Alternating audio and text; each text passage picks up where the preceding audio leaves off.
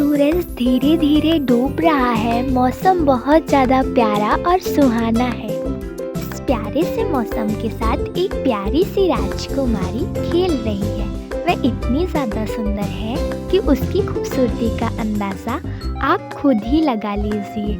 शब्दों में बयां करने की ज़रूरत ही नहीं। वह बहुत ही ज़्यादा खुश है, लेकिन लोग कहते हैं खुशियों को अक्सर नज़र लग ही जाती है। उसने देखा कि झाड़ियों को कोई ज़ोर ज़ोर से हिला रहा है। उसे डर लग गया, कौन है? लेकिन झाड़ियों के पीछे तो सुंदर सुंदर तितलियाँ थीं। राजकुमारी बहुत ज़्यादा खुश हो गई और खेलने लगी। खेलते खेलते राजकुमारी को याद आया कि अब घर चलना चाहिए।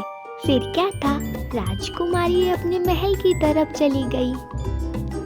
जब राजकुमारी अपने महल जाती है तो वो देखती है कि सब कुछ पत्थर का हो चुका है।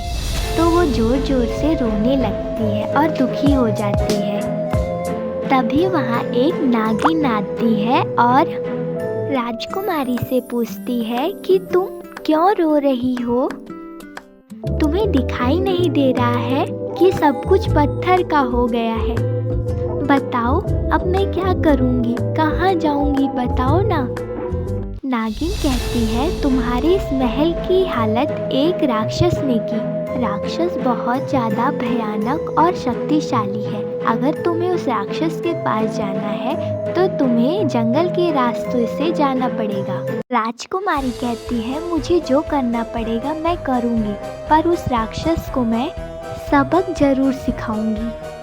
फिर क्या था, राजकुमारी अपने सफ़र की तरफ चल दी। लेकिन उसने जंगल का रास्ता नहीं अपनाया, उसने मंदिर का रास्ता अपनाया। चलते चलते राजकुमारी को एक राजकुमार दिखाई दिया। फिर क्या था, राजकुमारी को राजकुमार से प्यार हो गया और फिर राजकुमारी ने अपनी सारी बात उस राजकुमार को बताई। ये सब सुनकर राजकुमार थोड़ा सा घबरा गया। राजकुमारी ने कहा कि राजकुमार तुम इतना डर क्यों गए?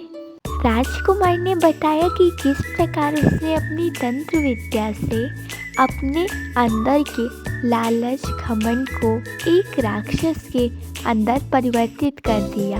ये सब सुनकर राजकुमारी रोने लगी।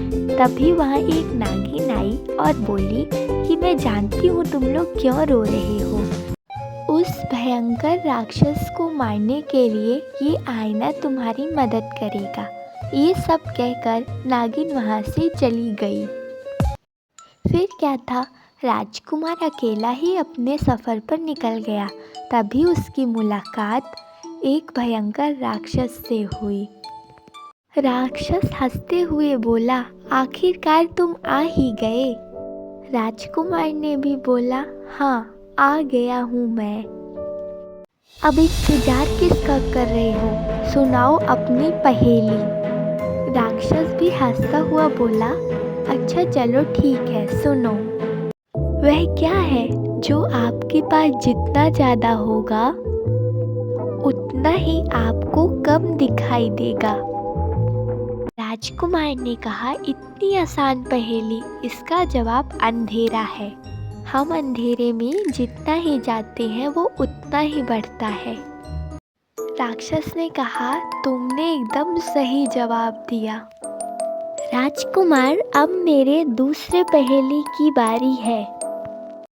हाँ तो सुनो, लाल डिब्बे में है पीला मकान, उन मकानों में बैठे काले इंसान। बताओ इसका उत्तर क्या है?